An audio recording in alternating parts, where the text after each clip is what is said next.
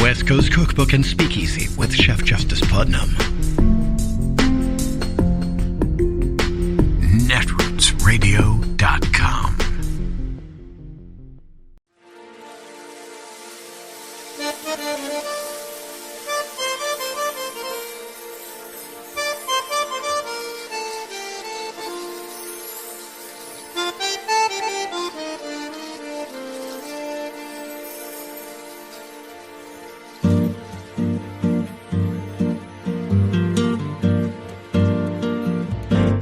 Je voudrais du soleil vert, des dentelles et des théières, des photos de bord de mer, dans mon jardin d'hiver.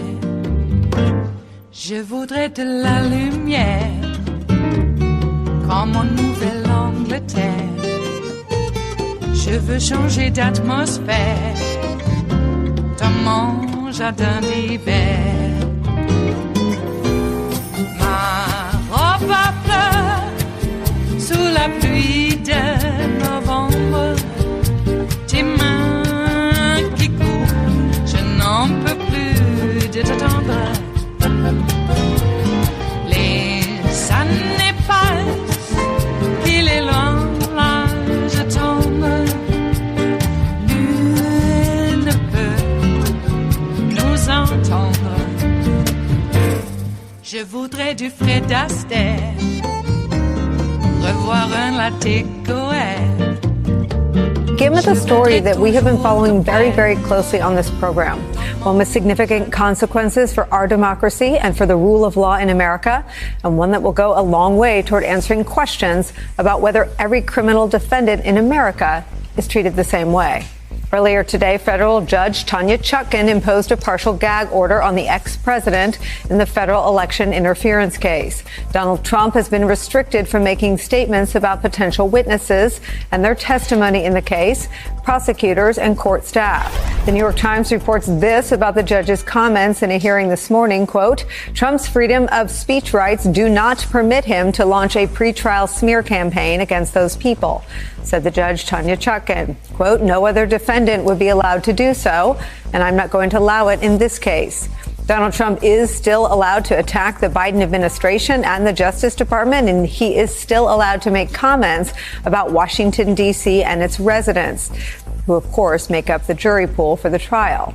The Times describes the order this way as, quote, nuanced and limited, adding this, quote, Judge Chutkan appeared to be trying to thread the needle on balancing Trump's rights to political speech as a candidate for the country's highest office and her duties to protect the integrity of the proceedings in front of her. The judge appeared not to buy Team Trump's argument that a gag order would be a violation of the ex-president's right to free speech. NBC News reports this, quote, Chutkan laughed after Trump's lawyer, John Lauro, argued that the current conditions are working, saying she disagreed before she went through some of Trump's statements one by one. Chutkan said Trump doesn't have unfettered First Amendment rights and that there is no question that the court is entitled to draw restrictions to ensure the fair administration of justice. The big question now becomes this: how will the gag order be enforced? On that, the New York Times reports this, quote, the judge did not immediately address how she will enforce her gag order. She merely said she would assess any consequences for Trump if and when he violates it. The ex-president of the United States under a limited gag order in the federal case about his campaign to overturn democracy and the results of the 2020 election is where we begin today with some of our favorite reporters and friends. Former Assistant U.S. Attorney Glenn Kirshner is here. He was in the courtroom today for this. Also joining us, NYU law professor and former clerk to Judge Sonia Sotomayor, Melissa Murray is here. And former top official at the Department of Justice, our friend Andrew Weissman is back. Glenn Kirshner, you were there. Take us inside. Yeah, it was fairly intense, Nicole. It was a pretty heated discussion, particularly by John Lauro, Donald Trump's criminal defense attorney, who took the lead arguing for Donald Trump. And at times it got pretty animated when, for example, John Lauro kept saying the quiet part out loud.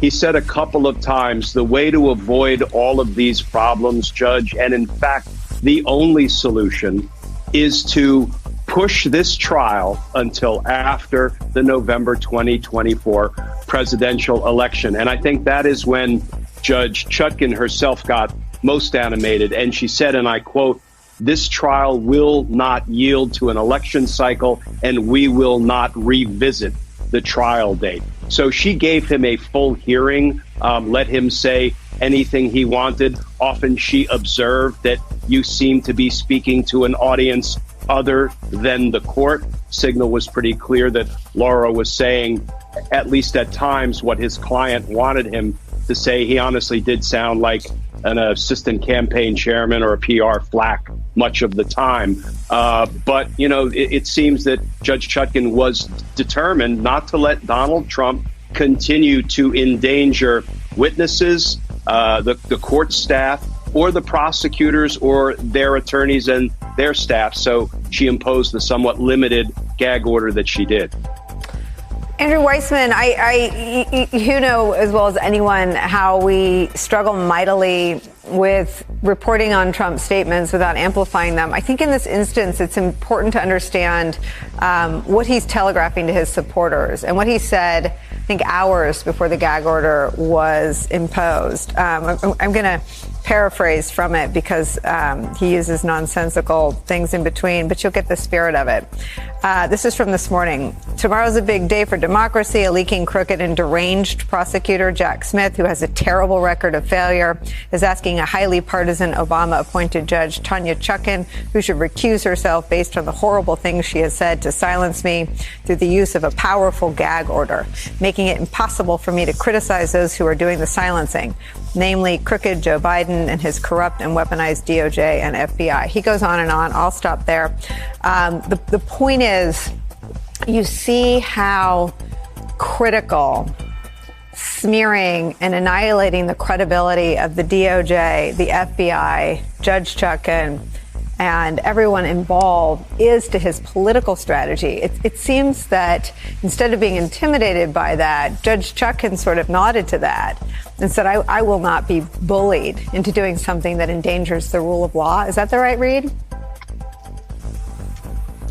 I think it is, but I would give sort of two notes or sort of footnotes to that, Nicole. One is, I thought it was striking that the government up front conceded that there was absolutely nothing they were asking for that would restrict Donald Trump from criticizing the current sitting president, saying that is not, he is not a party to this. You can say any and all things to try and draw the sting out of that particular argument that Donald Trump is making, that somehow this is Joe Biden saying he doesn't want to be criticized. That was something that the government up front said, that is not what they're seeking. He can continue to say anything he wants. And in fact, the judge then said that she is not going to bar that. And the second thing is, if you remember that the government's motion here was tailored to trying to protect the jury pool. It was about protecting the information flow to the jury. That's not really how the judge ended up ruling. The judge ended up saying, I understand that, but I can deal with that issue when we pick a jury. What I'm concerned about is violence. And so the line that she drew was, you can attack institutions, you can attack DOJ, you can attack the institution of the executive branch, the White House, Joe Biden himself, but you cannot attack prosecutors and their families, judges and their families, the judges' staff, jurors, and witnesses. So she was very, very concerned about something that I think she's looking at what happened in New York. She said she was looking at that, and she was concerned about the trying to forestall the problem of violence being taken and in response to the former president's words. And so that's why you see this differentiation in her ruling as to what's allowed and what's not allowed. You know, Melissa, we should also keep in mind that one woman has been arrested already for threatening the life of Judge Tanya Chutkan. This is from the New York Times profile about her this weekend. Quote, so far she has treated Trump like any other defendant and has indicated to colleagues that she will approach the trial as she would any criminal proceeding. Even in the midst of a history-making case against a former president, she continues to take on more routine cases and has not requested a reduction in her docket. But there are differences. Because of threats to her life from Trump supporters, Judge Chutkan no longer rides the 5 miles by bicycle from her house to the federal courthouse in Washington. Instead, she jogs with U.S. Marshals on different routes, and then they drive her to work. For someone who is not very sentimental, my sister is surprisingly patriotic. That's Robin Chutkan who says that. Quote, we come from a country that has a more precarious relationship with democracy than America. It gives her a reverence for democratic institutions, whether it's the orderly transfer of power or everyone being deserving of a fair defense. When the curtain is pulled back on all the people who have touched any effort to uphold our institutions, I'm thinking of Shea Moss and Ruby Freeman, or to uphold the rule of law, I'm thinking of Judge Chutkan, I'm thinking of Fani Willis, I'm thinking of the DA in New York. Everyone's life changes, right? And this may seem minor, and of course it is. It's her daily workout changed. But no one can be part of the effort to hold Donald Trump accountable under the rule of law the way any one of the four of us would be without risking threat to their life. No, that's exactly right, Nicole. And the threat to Judge Chutkan was not a minor one. I mean, this was someone threatened to kill her if Donald Trump was not elected in 2024. And we know from just recent history that these threats on the lives of members of the federal judiciary can sometimes come to really serious consequences. Judge Esther Salas in New Jersey saw her son killed and her husband injured because someone was taking aim at her. And the same person had a dossier with Justice Sotomayor's profile in it as well. So these threats are, again, taken seriously because they can be consequential. I will also note that of the individuals that you named, Fani Willis, Judge Chutkan, Ruby Freeman and Shea Moss, those are all Black women. And again, not to say that there's anything particular about that, but it does seem that they can be a lightning rod for some of the ire that Donald Trump's diehard supporters like to direct at those who they believe are targeting him unfairly. So she really took a very hard line in this gag order to try and sort of balance the equities on both sides, the fact that there are First Amendment concerns, that this is someone who is in a presidential campaign, but that public safety and the rule of law and this process are also at stake. It is Tuesday, the 17th of October of 2023, and you are in West Coast Cookbook and Speakeasy. I am your chef de cuisine, Justice Putnam. Gunner, the English bulldog, is our snoozing sous chef. Precious, our little Yorkie, is the door girl, and she will be seating you directly for our especially special daily special, Tarrytown Chowder Tuesdays. A small scant dash, a mere pinch of hot smoked Hungarian paprika will make all the difference in the world. It always has, and it always will. Okay, well, how is your Tuesday? Apparently we still do not have a Speaker of the House. Let's hope we don't, because it would be Jim Jordan. Yeah. Do you know that if Jim Jordan becomes a Speaker, that he's supposed to certify the election if he remains Speaker when the election happens? Do you think that's going to happen? I don't think so. I mean, it'll be certified if you know who prevails. But if Joe, nope, we'll be in worse position than we are now, apparently. Yeah, talk about election interference. They always telegraph and project. Always. Just makes me so angry. Here's a guy who he's not only been incapable of passing a bill after 16 years in office, he hasn't even been able to get one to the floor. He can't get it out of committee. Okay, 16 years. And this guy's supposed to broker some sort of alliance. Quite a few complaints on that side of the aisle of the actual bullying tactics. When they're whipping the vote, Jim Jordan takes it serious. He takes an actual whip. I'm going to whip them into shape. Now, I know the original aspect or understanding of what a whip was did include a whip, a real whip.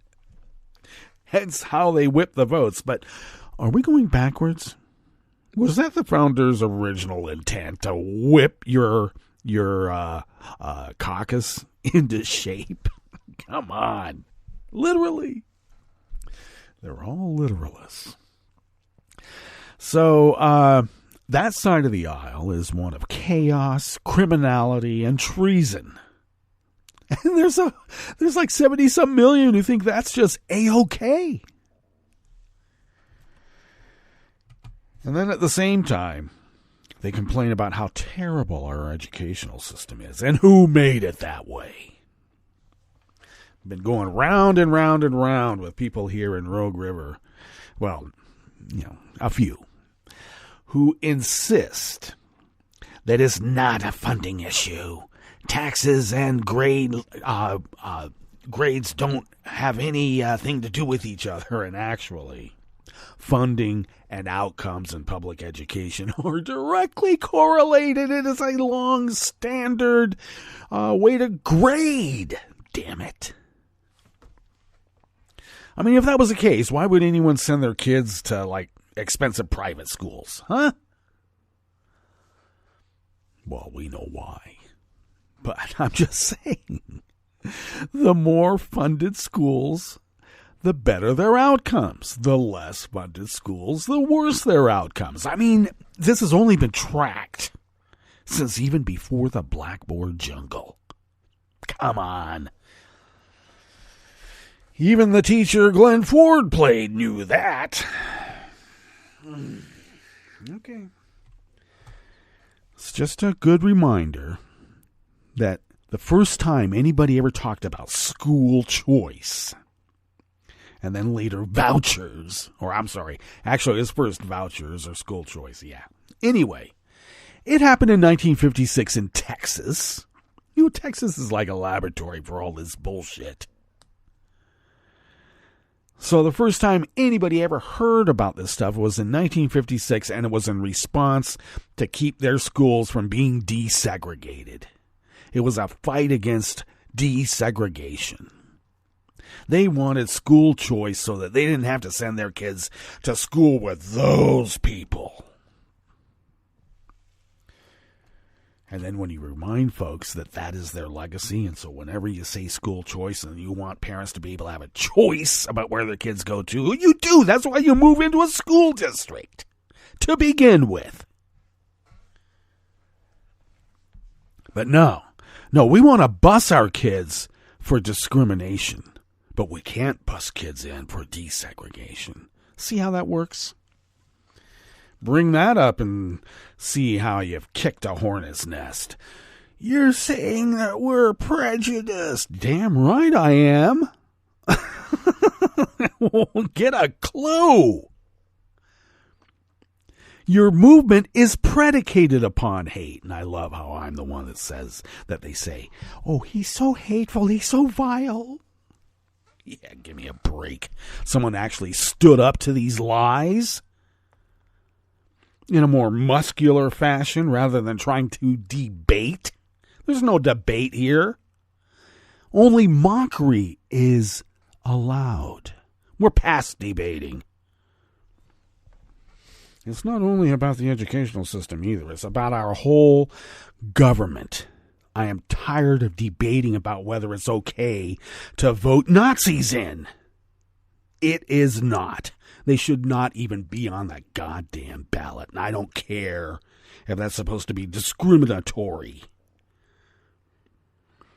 First of all, it's not prejudice. You can't be prejudiced against a Nazi.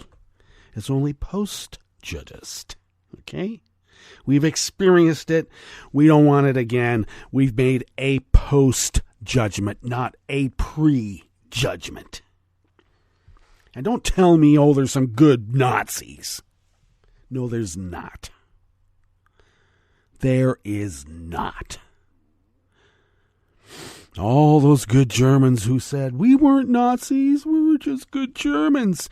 Yeah, well, you know what? You knew there was a crematorium at the concentration camp and you could smell it. Don't give me that BS. They knew. And when they were forced to bury the dead remains of all those Jews by the Allied forces, and I think it was Eisenhower himself that ordered that, then they were confronted with the horror that they wrought and ignored. How do you ignore a crematorium with the wind wafting into your little village, huh? Give me a break. So here we are. Nazis in the streets, Nazis in the overpasses. You know, it's never Antifa stabbing a 6-year-old 26 times until they're dead because you heard something on Fox. How many Antifa people are going out there killing people because they heard something on MSNBC?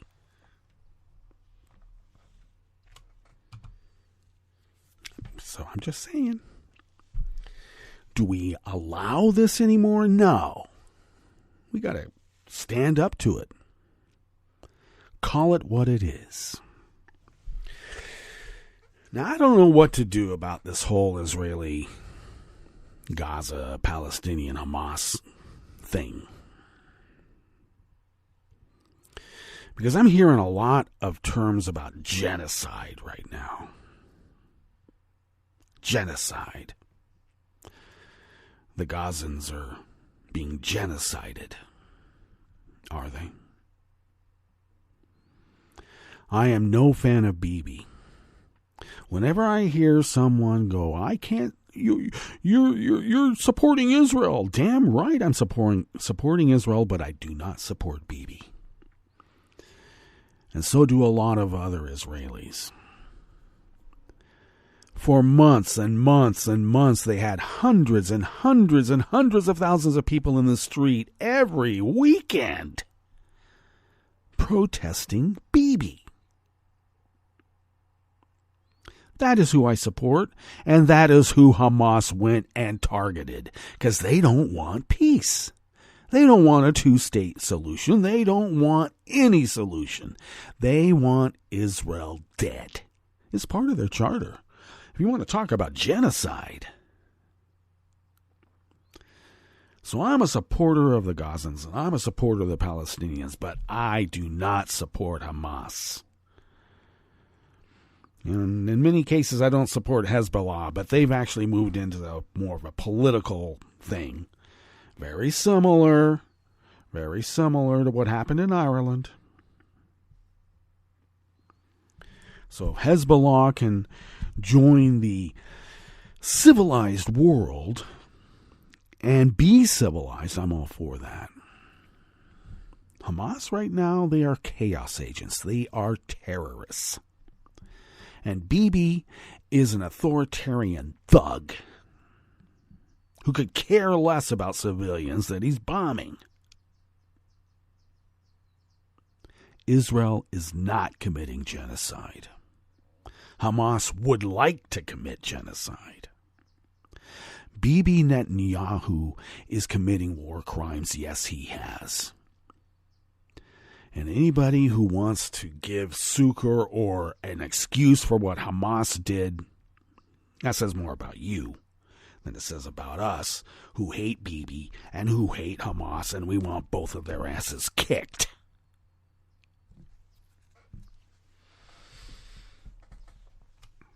I'm a little angry because I don't like the idea of hundreds and hundreds of kids in their 20s and younger being slaughtered at a music festival.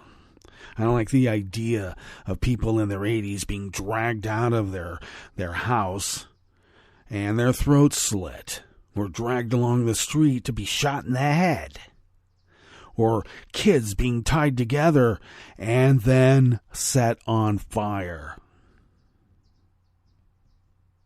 Do we forget that? These are the horrors of not just war, they're the horrors of terrorism. And I'm not into the eye for the eye thing. I don't think that we should go in and kill innocents on the other side, because there is no other side. It's all one side. How dare they? So I'm over this BS reading about, liberals are for genocide. Or if you're not for Bibi, you're an anti-Semite. F you.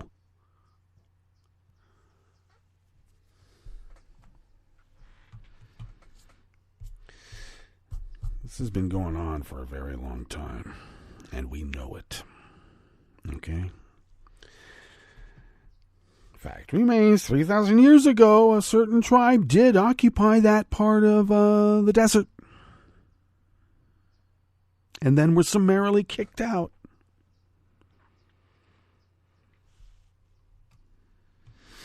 Just saying.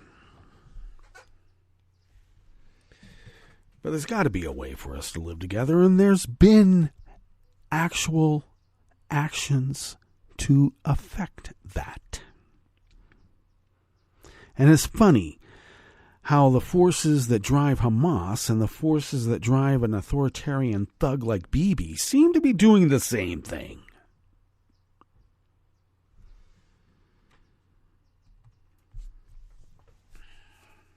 But enough of that, because what solution is there? It just goes a cycle of violence, and attempts to try to right the wrongs. And then you got some idiots out there saying, you can't force us to get along with anybody else.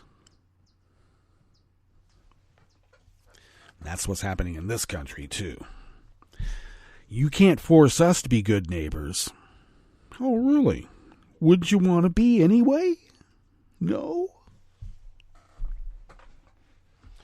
Okay. We do have a curated show, and here I am just going on and on and on, and I just can't help myself. I apologize. So why don't we give you a rundown on what we have in store for you in the curated part of this salon that we call West Coast Cookbook and Speakeasy. Yeah, at the top there, a gag order can be issued on Trump, but enforcing it is the problem. Now, I have some solutions on how to do that, too. They keep saying, if they have to jail him, that's going to be so difficult. He's got Secret Service protection. Okay. So the Secret Service works in shifts, right? Right? So you just get some Secret Service guys to sit outside of his cell. They don't even have to sit inside, just outside. He's not gonna have a roommate. Let's make that clear. Okay, so we don't have to worry about that. If you can't make a prison guard into a Secret Service agent, you can make a Secret Service agent, into a prison guard too. There's no problem to that. Problem solved. Okay. On the rest of the menu, the Supreme Court ordered makers of gun parts to comply with Biden administration rules on ghost guns. Wow. They ruled against the NRA. New Mexico Governor Michelle Lujan Grisham signed an executive order directing state agencies to switch to an all-vehicle or all-electric vehicle fleet by the year 2035. That's a good sign. And Georgia's cash hoard approaches $11 billion after a third year of big surpluses. That's because they're not paying for education. They're not paying for school lunches. They're not paying for anything. But they're hoarding money. After the break, we move to the chef's table, where voters in Poland gave support to the centrist opposition after 8 years of anti-EU hyper-nationalist rule. And I think Poland is a harbinger of more things to come in terms of punching Nazis. And the UN Security Council rejected Russia's resolution on Gaza that failed to mention Hamas. That's because Russia is in up to their necks in this. All that and more on West Coast Cookbook and Speakeasy. Bon appetit.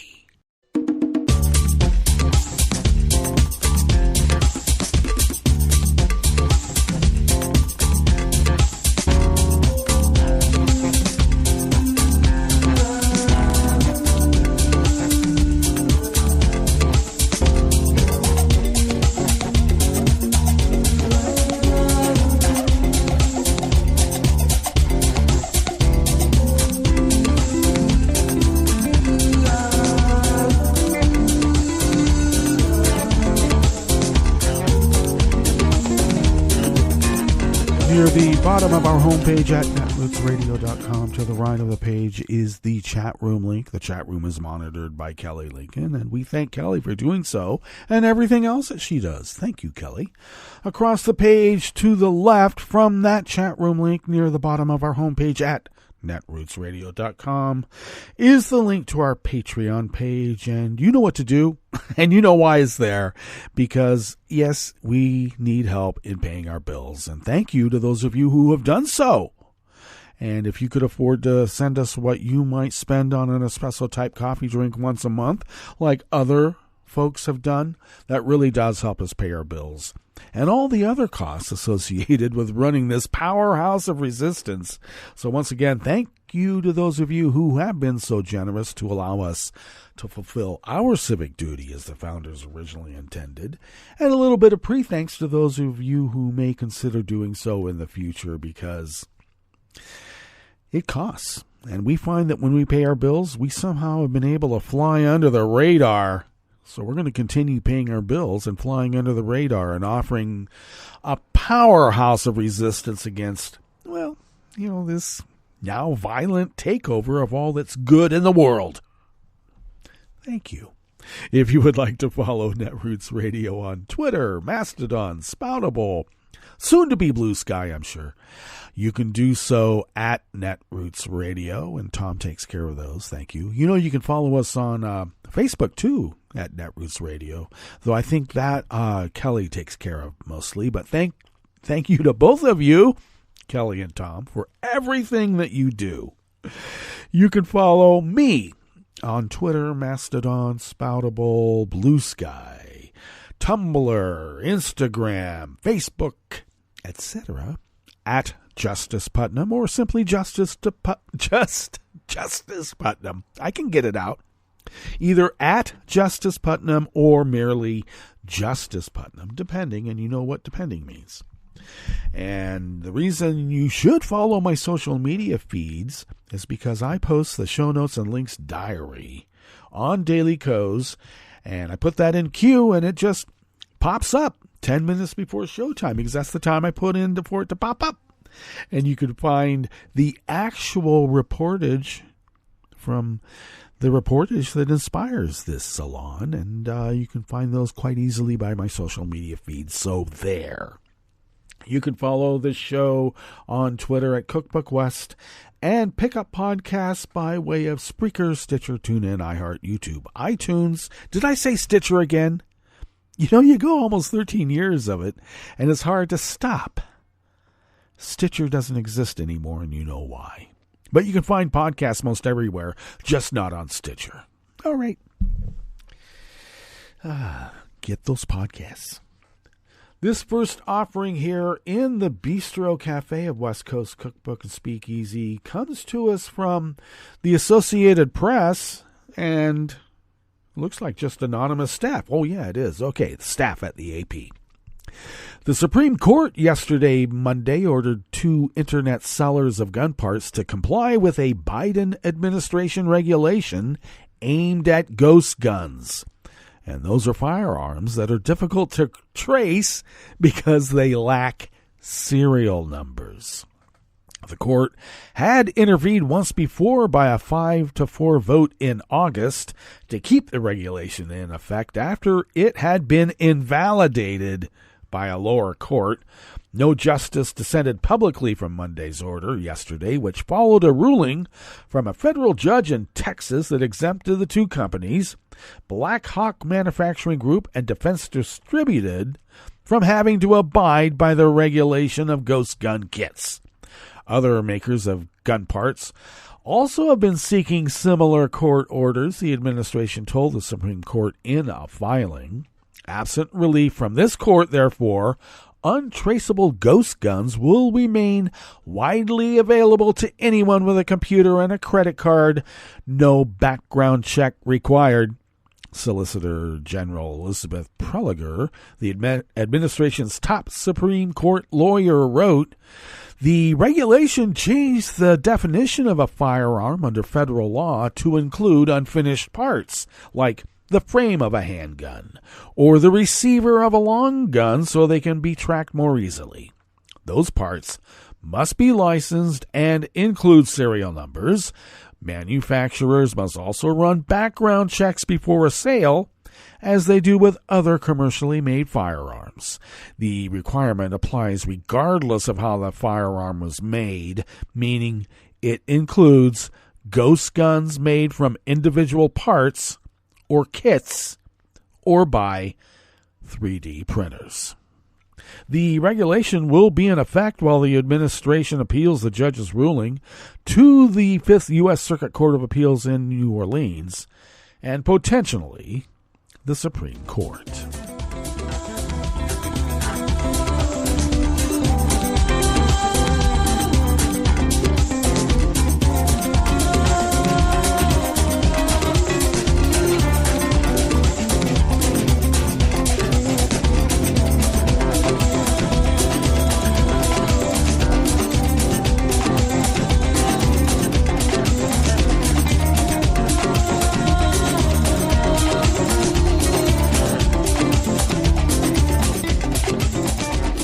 More staff at the Associated Press brings us this next offering here in the Bistro Cafe of West Coast Cookbook and Speakeasy, Tarrytown Chowder Tuesdays. New Mexico Governor Michelle Lujan? I don't know how to pronounce that. I am so sorry. Michelle Grisham signed an executive order yesterday, Monday, directing state agencies to switch to an all-electric fleet within the next 12 years. Grisham also said she intends to pursue tax credits for electric vehicles during the upcoming legislative session. The Democratic governor made the announcement yesterday, Monday, at her symposium on the future of transportation in New Mexico. The proposed tax credits would apply to new and used electric vehicles to help meet climate goals. Grisham's order directs departments to purchase zero-emission vehicles for all new acquisitions where one or more options are available. Exceptions to the order include law enforcement vehicles, firefighting trucks, and some other heavy-duty vehicles.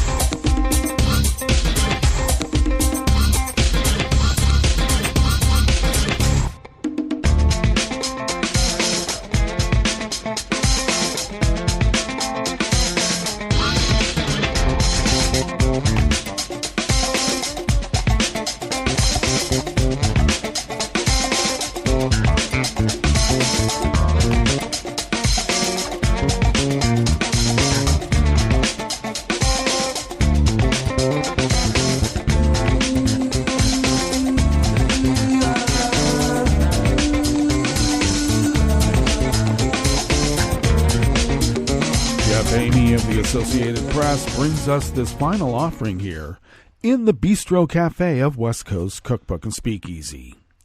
Georgia now has a $10.7 billion, and that's billion with a B, in surplus cash that its leaders can spend however they want after the state ran a huge surplus for the third straight year. The state accounting office in a Monday report yesterday said Georgia ran a $5.3 billion surplus in the 2022 budget year ended on June 30th, even after spending $32.6 billion. Total state general fund receipts rose by about $1 billion or 3%. But because Governor Brian Kemp has kept budgeting spending well below prior year revenues, the amount of surplus cash at the end of the year keeps rising. The state has other reserves as well, including a rainy day fund filled to the legal limit of $5.4 billion and a lottery reserve fund that now tops $2.1 billion. All told, Georgia had about $18.5 billion in cash reserves by June 30th, an amount equal to more than half of the projected state spending for the current budget year. The $10.7 billion tower of cash is enough to give $1,000 to every Georgia resident. It grew taller, even though the Republican Kemp rolled back collection of state gasoline and diesel taxes for much of the budget year, funding more than $1 billion in road and bridge construction from other sources. The governor also persuaded lawmakers to fund a $1.1 billion income tax break out of surplus funds. Without that, Georgia would have had closer to $13 billion in extra cash. Okay, forward the money, I guess. Let us go to our break. And when we get back from that break, we will go through weather from around the world, and we will finish up with the stories that we have curated for you today. You are listening to West Coast Cookbook and Speakeasy. We will be right back. You are listening to netrootsradio.com. Please hang up and try again.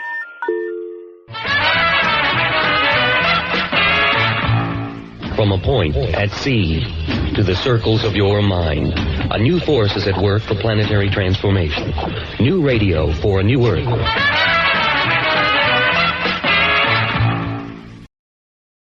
This is Take Two Movie Review. I'm Clinton Johnston. This week, Gimme Shelter. In 2021, actor-comedian Siobhan Fallon Hogan, you remember the person who played Vincent D'Onofrio's character's wife in Men in Black, who was just 3 types of great in a very small scene? Yeah, that's her. So in 2021, Hogan released Rushed, a drama she wrote, produced, and starred in along with Robert Patrick and her son Peter Hogan, who was also a producer, and had it directed by Danish director Vibeke Muyasa, edited by Sabine Emiliani, and cinematographed by Matthias Schubert. So she's just released Rushed and figures now she can rest. She lies down and gets this idea about the intersection of 3 broken people, a prison warden, a death row prisoner, and a has-been, almost never was country singer. She writes it in 3 weeks, gets the crew back together, and 2 years later, Shelter in Solitude is in theaters. Setting the film at the beginning of lockdown, Fallon takes full advantage of how COVID provides the ideal backdrop for stories about companionship and about how people can and must affect each other. Also, lockdown is a money-saving gift as it cuts down on the number of extras you need to make a scene believable.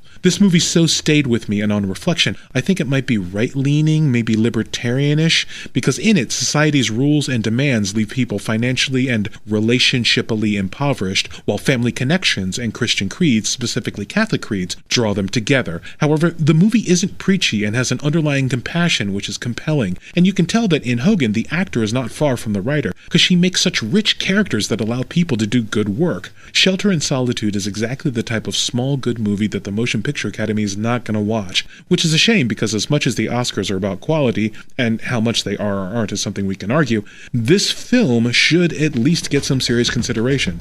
Oh well, you can still appreciate it. This has been Take Two Movie Review. I'm Clinton Johnston. Catch up with us at TakeTwoMovieReview.com and feed us back on our channel on YouTube.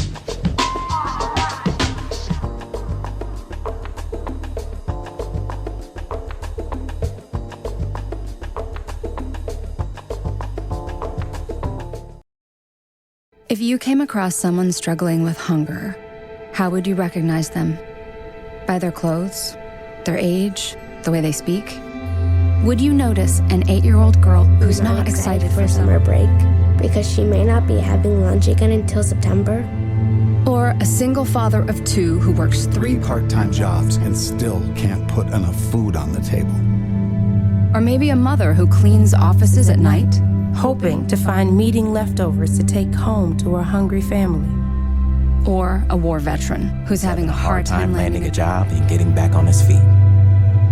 I am the 1 in 8 Americans who struggle with hunger. People you pass by every day but never knew were hungry. I am hunger in America. Hunger can be hard to recognize, Learn why at IamHungerInAmerica.org. Brought to you by Feeding America, 200 Food Banks Strong, and the Ad Council. This is the story of a very special woman. In a matter of seconds, she turned herself into a great mathematician or an entrepreneur. Her knowledge was limitless and still is. She could also make monsters disappear, especially those that lurked in the shadows under the bed. Once, this woman put back together a teenage girl's broken heart, which had been shattered in 1,000 pieces, just by giving her a bear hug. She masqueraded as a regular person at work, but as a superhero at home. Everyone knows her as Gabriella. I still call her Mom.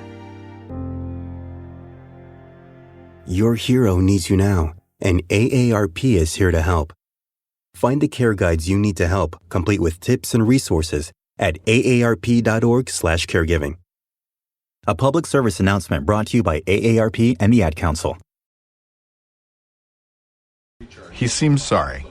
We very clearly told him not to look up there. I'm honestly impressed that he was able to do it. Right? What, did he balance on that big chair? Or... Yeah, I mean, I guess he'll just know what his gifts are this year. I really thought we had hidden them well.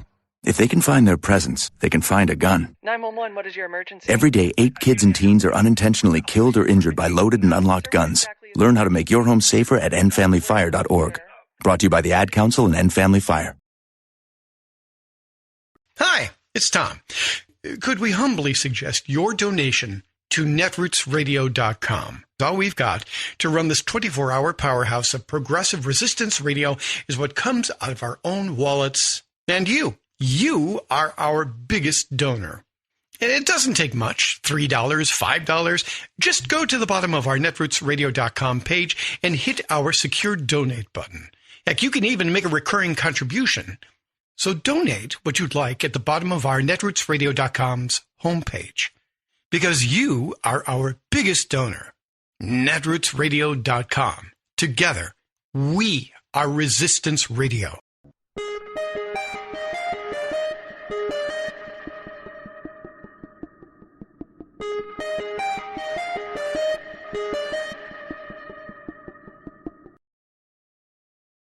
You're listening to the American Democracy Minute, keeping your government by and for the people. We have updates on 2 North Carolina election bills designed to consolidate partisan power. HB 747 and 749 were vetoed by the governor, but overridden by the legislature on October 10th. Last month, we reported on HB 749, which removes the governor's power to appoint members to the state and county election boards and gives that authority to the legislature. Like the toothless U.S. Federal Election Commission, the state election board now has equal numbers of Republicans and Democrats, so a deadlock likely means few decisions and no accountability. Governor Roy Cooper vetoed the bill, but the veto was overridden by the legislature. The same day, the legislature overrode Cooper's veto of HB 747, a voter suppression bill shortening the number of days when mail-in ballots could be received, creating a pilot program for notoriously inaccurate signature matching on those ballots, limiting notifications to a voter before removal from the voter rolls, allowing poll observers to take pictures of voters in the polling place, and loosening restrictions on who can challenge another voter's ballot, among other voter suppression tactics. WRAL reports that on the day of the override, 2 federal lawsuits were filed against the state, claiming the limitations on voter notification disenfranchises thousands of voters, and the election day registration restrictions target Black and Hispanic voters. We have more on these bills at AmericanDemocracyMinute.org. I'm Brian Beal. I'm Rick Smith, and this is Labor History in 2. On this day in labor history, the year was 1987. That was the day that more than 100,000 people gathered in Paris to stand up against poverty and hunger. The gathering was inspired by Father Joseph Racinski, a French Catholic priest. He founded the All Together in Dignity Fourth World Movement, dedicated to addressing poverty. That day unveiled a commemorative stone to honor the victims of extreme poverty. The stone bears an image image of two people, arms outstretched, releasing a bird into the sky. The stone's inscription read, "On this day, defenders of human and civil rights from every continent gathered here. They paid homage to the victims of hunger, ignorance, and violence. They affirmed their conviction that human misery is not inevitable. They pledged their solidarity with all people who, throughout the world, strive to end extreme poverty." The site they chose to place the stone was significant. The Trocadero Plaza in Paris is where the Universal Declaration of Human Rights was proclaimed by the United Nations in 1948. The Universal Declaration of Human Rights affirmed the basic rights of all people, including the right to form and to join trade unions, and the right to equal pay for equal work. Placing the commemorative stone at this important spot was a continuation of this legacy. In the years since then, on this very day, other cities around the world have commemorated replicas of the stone. Nearly 20 cities in France have dedicated stones. Cities in Canada, Mexico, Switzerland, Belgium, Ireland, Scotland, Great Britain, Italy, Poland, Portugal, and the Philippines have all placed these tributes. In 1992, the United Nations declared today, October 17th, the annual International Day for the Eradication of Poverty.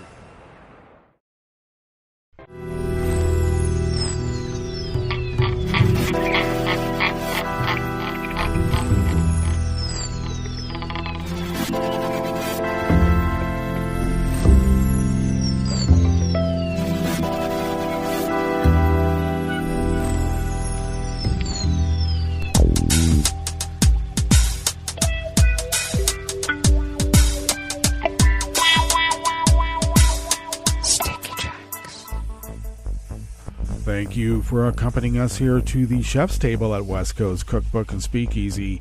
Tarrytown Chowder Tuesdays. We always begin, whether from around the world, along the banks of the Rogue River, in the Rogue River Valley of Southern Oregon on the west coast of the continental United States of America. But I first wanted to mention the 24th anniversary of the Loma Prieta quake.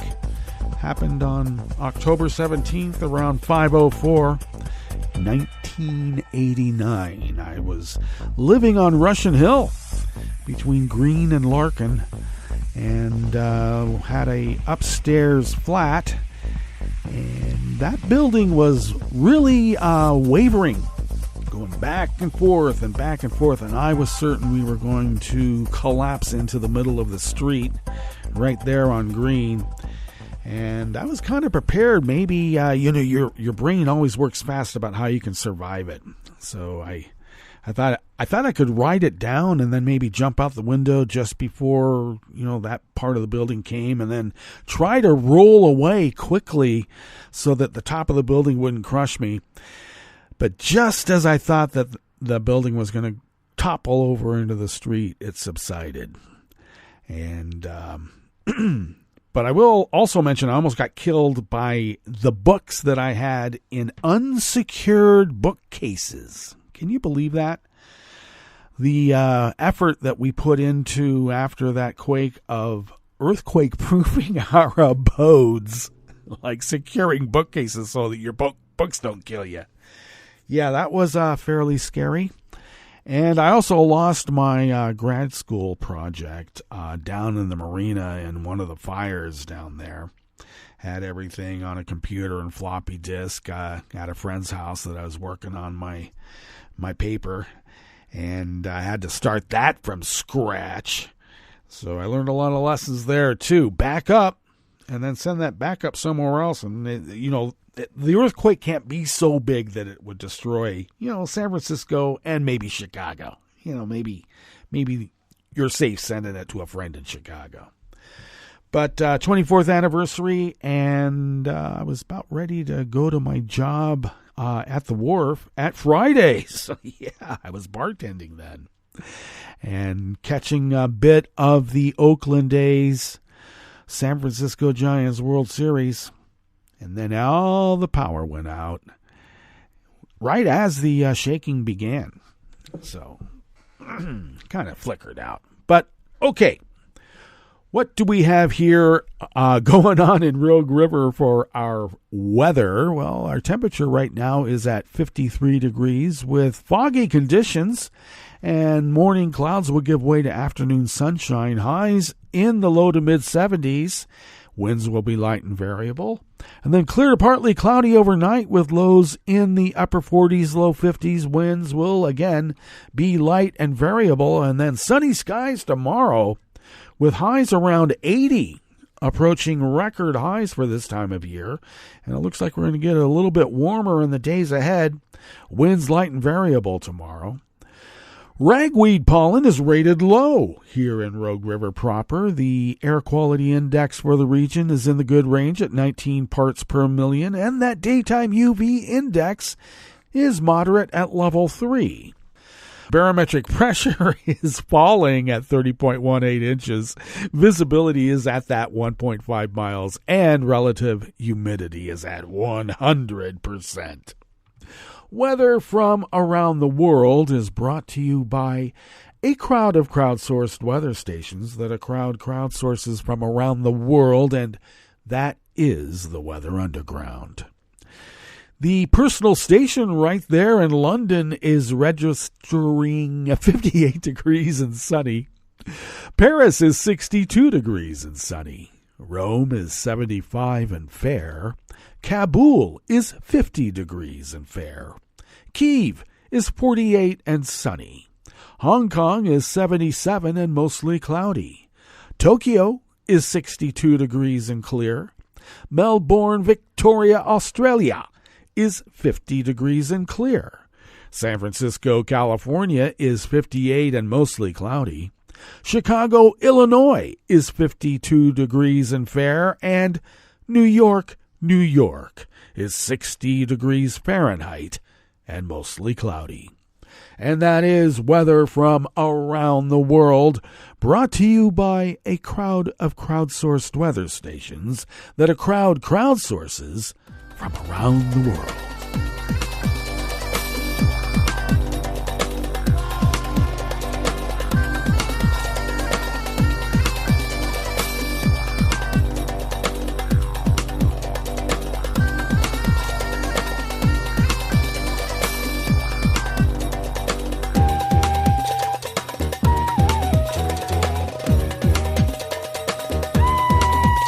Vanessa Guerra and Monica Shaloska of the Associated Press brings us this first amuse-bouche here at the chef's table at West Coast Cookbook and Speakeasy, Tarrytown Chowder Tuesdays.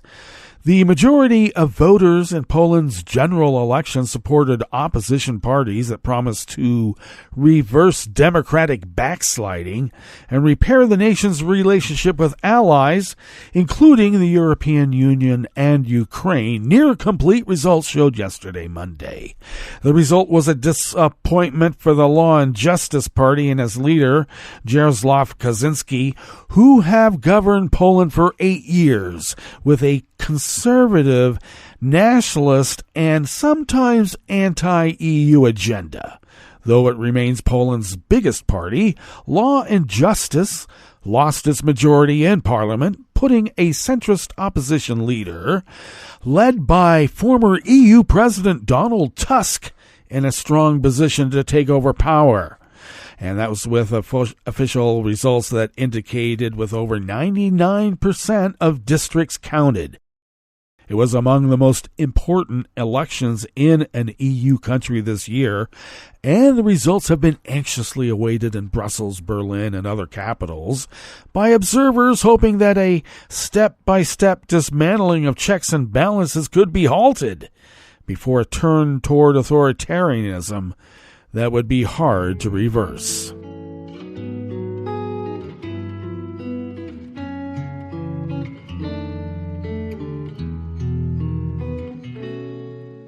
Je te donne ce mon amour pour la vie entière.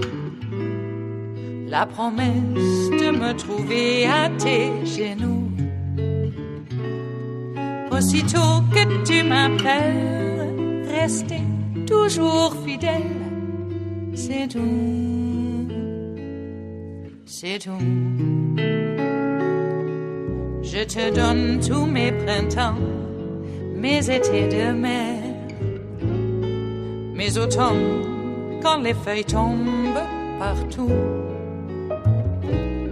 Si ce n'est pas une bonne affaire, je te donne tous mes hivers. Edith M. Lederer of the Associated Press brings us this final amuse-bouche here at the chef's table at West Coast Cookbook and Speakeasy. The UN Security Council rejected a Russian resolution last night, Monday, that condemned violence and terrorism against civilians, but made no mention of Hamas, whose surprise attack that killed at least 1,300 Israelis was the worst Jewish massacre since the World War II Nazi Holocaust. Only 4 countries joined Russia in voting for the resolution: China, the United Arab Emirates, Mozambique, and Gabon. 4 countries voted against it: the United States, Britain, France, and Japan. The other 6 countries abstained. Adoption needs a minimum of 9 yes votes in the 15-member council. The UN's most powerful body, which is charged with maintaining international peace and security, has failed to respond to Hamas's October 7 attack on Israel and Israel's response with retaliatory airstrikes that have killed over 2,700 people and an order to Gazans in the north to head south to avoid an expected ground war where airstrikes await them. Britain's UN ambassador Barbara Woodward said it would be unconscionable for this council to ignore the largest terror attack in Israel's history. With the Russian resolution rejected, she said negotiations would continue on a rival Brazilian resolution.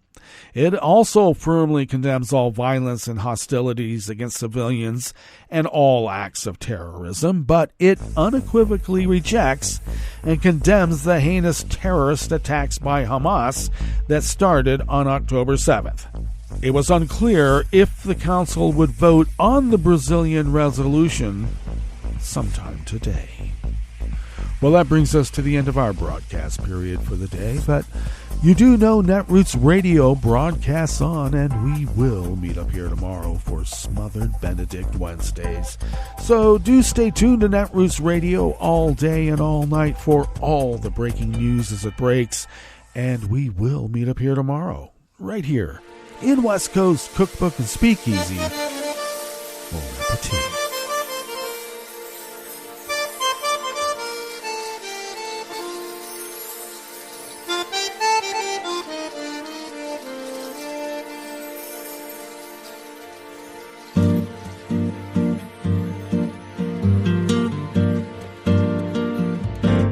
Je voudrais du soleil vert, des dentelles et des théières, des photos de bord de mer, dans mon jardin d'hiver.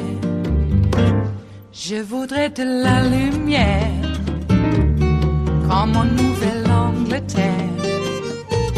Je veux changer d'atmosphère, dans mon jardin d'hiver. À fleurs sous la pluie de novembre, tes mains qui courent, je n'en peux plus de t'attendre. Les années passent, qu'il est loin, là je tombe. Nul ne peut nous entendre. Je voudrais du Fred Astaire, revoir un latte Goël. Je voudrais toujours te plaire dans mon jardin d'hiver. Je veux déjeuner par terre, comme au long de golfe clair. T'embrasser les yeux ouverts dans mon jardin d'hiver.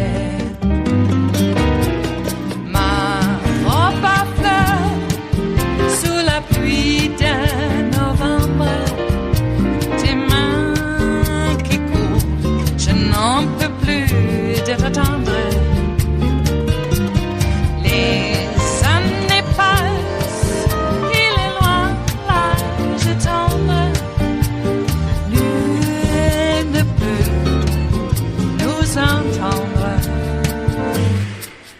Ba-da-da-dum-dee-da-dum.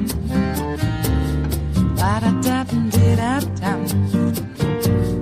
Ba-da-da-dum-dee-da-dum. Dans mon jardin d'hiver. Ba-da-da-dum-dee-da-dum. Ba-da-da-dum-dee-da-dum. Ba-da-da-dum-dee-da-dum. Dans mon jardin d'hiver.